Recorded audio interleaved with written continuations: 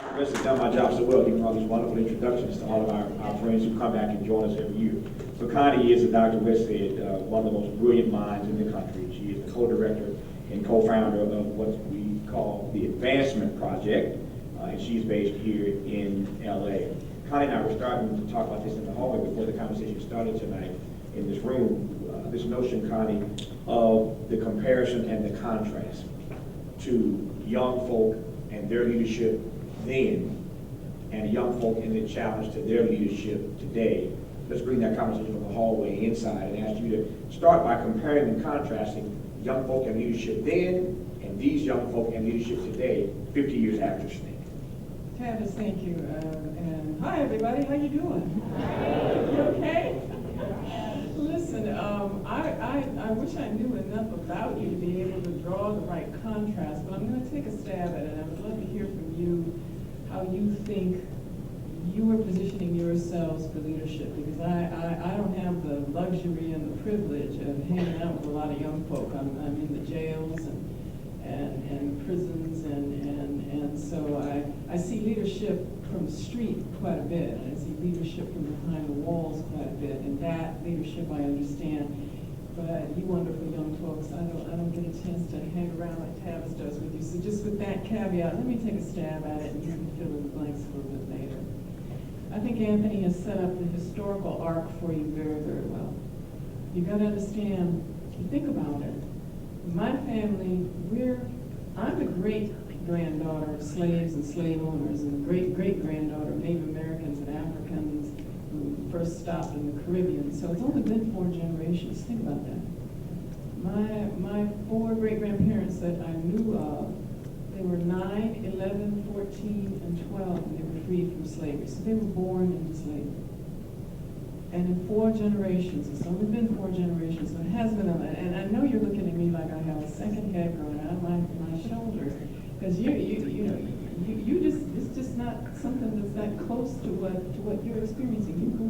You're growing up in an era that my grandmother could not imagine. And my grandmother, on my dad's side, my paternal grandmother said, she said, Connie, she said, I don't know what you're complaining about, because I was complaining about something. She said, I don't know what you're complaining about. She said, we were in Birmingham when the night riders were coming, because they were the first drive-bys were done by the Klan, and that's where our young folks picked that up. It was first done by the Klan. They would drill a hole in the car, and they would drive by at night, and all the African-American houses in segregated half of the city, they would know to keep the lights out, and the women, you'd hide your men, you'd hide your sons, and my grandmother would sit in the kitchen all night with a loaded rifle on her knee, hoping that they would not stop at the house. So the first drive-bys, that's where the drive-bys came through, was the Klan, the first sort of native-born terrorists that we know of. Out of that came, that's my grandmother. And then, of course, my grandmother's youngest son was my dad. So the leadership that came up in that era was so much closer. And the mission was to end apartheid. It was very much like what we saw with the ANC and the youngsters that were working in South Africa to end what Anthony Saman said was de jure, by law segregation, by law, okay? End Jim Crow and Jane Crow, all the black codes. See, coming out of slavery, when slavery ended, they had to figure out how to keep slavery going for a long time. That's what Jim Crow was all about. That's what the black codes were all about. So coming out of that, slavery may have ended in 1865, and they let the Texans know, and 2 years later, that's when we celebrate Juneteenth. But it really didn't end until when Anthony was talking about when the courts finally reversed and said from Brown v. Board of Ed, separate but equal is not equal. And you got to get rid of the stigma, and you got to give people an equal chance. And you got to give African Americans an equal start. So the challenge for young people in that era was to figure out how to move beyond the fear. Think about the fear. It wasn't about getting on a keyboard and tweeting or whatever it wasn't about the safety of someone's room, okay? When you took on the United States of America, a country that was built on great notions of freedom and equality that did not apply because it was a slaveocracy. We were birthed in the placenta of a slaveocracy. This is a great country. I am a constitutional scholar. I believe in the Constitution, just like the president and and Michelle Obama, who's also a Harvard-educated lawyer, believe in that framework of freedom. It is one of the greatest documents, but it has taken 300 years, and it's mainly been given life through the pathos of our African American experience. It is out of slavery and our triumph out of slavery that we have breathed life into the meaning of the Constitution. I dare anybody, Tea Party or anybody else, to try and take me or move me away from the Constitution. The Constitution is mine, it's ours, okay? And it's through the African American experience that it actually has meaning, because without the 14th Amendment, which was the amendment that had to give our freedom and emancipation real meaning, we breathed life and blood into the American Constitution. It didn't even apply. It couldn't even figure out how to apply to individuals in the states. It is out of the pathos of slavery, up from slavery, that we've given meaning to the Constitution, and the movement that came out would not have advanced without the courage of young people. When Anthony says the Freedom Rise, that wasn't that movie talking about Freedom Riders, W-R-I-T-E-R-S. This was folks leaving Chicago and New York and Birmingham. These were young people your age and younger who got on Greyhound buses, African Americans, Jewish kids. When they got on those buses, their parents didn't know whether they were going to see them again. They put their lives on the line to end apartheid, and some of them did not make it back. Seen the movie Mississippi Burning? Was that the one about Goodman, Cheney, and Shorter? I can't remember. I get the movie titles mixed up. That's right. You know, I've got just when you hit 54, your short-term memory goes. So enjoy your memory right now. Y'all have good memories. Stay up late. You know, don't wait till you're past 50. Get the stuff done now, because when you hit 50, it is too hard. Stop laughing, Kevin. It is no fun getting old. But let me tell you something. The difference. Ending apartheid and putting your life on the line.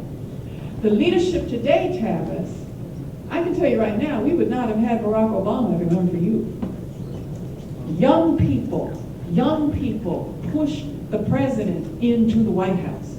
It was you. I know some of you were not only walking precincts, but y'all organized in this web. You've got a whole cyber world that we didn't have, okay? And so you have an ability to organize nationwide that is lightning fast and a marvel to see. Your technological acumen, you've got an IQ in technology that I can only dream. I still handwrite my briefs. So my staff has to have a 2-hour meeting on what are we going to do with get Connie an iPhone, because we know she's not going to be able to deal with it. I am from the old century. Cornell West and I are old. We're 18th century, okay? But Cornell and I, he was one of my TAs when I was a student at Harvard, so we go way, way, way back. But we're old, and you just have to excuse us, and please be patient with us. But we understand you all are a whole lot smarter than we are, and we're at our age. So you have a whole cyber world and a whole universe that we didn't have. We were thinking just Alabama, Georgia, we had to think state by state. Each state had its own special racism. You had to be culturally fluent in that, and you had to parachute in as the lawyers with the NAACP chapter. And so we didn't have telephones. We didn't have cell phones.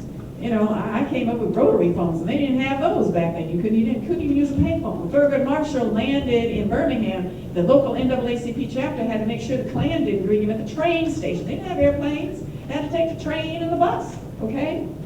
Contrast that effort to end apartheid with the challenges today. You have global challenges. You don't just think about this country.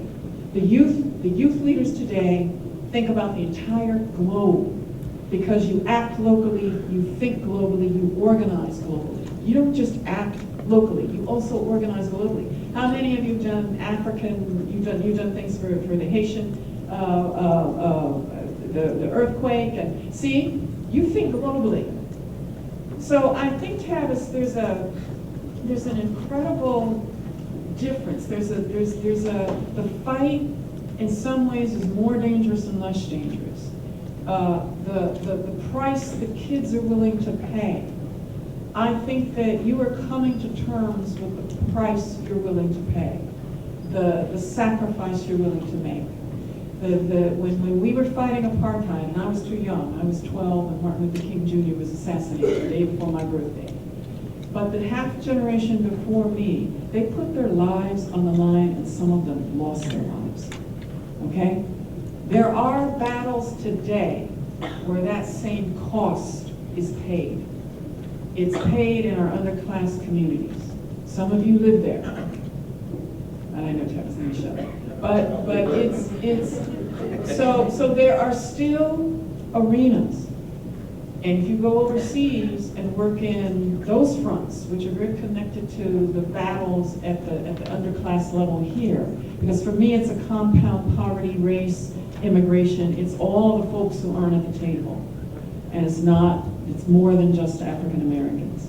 So I would say that the difference is that times, I think you meet your times where you are. I mean, that's a cliche, but timing is a lot of what it is. Harriet Tubman couldn't end slavery, but she could get an underground railroad built, okay?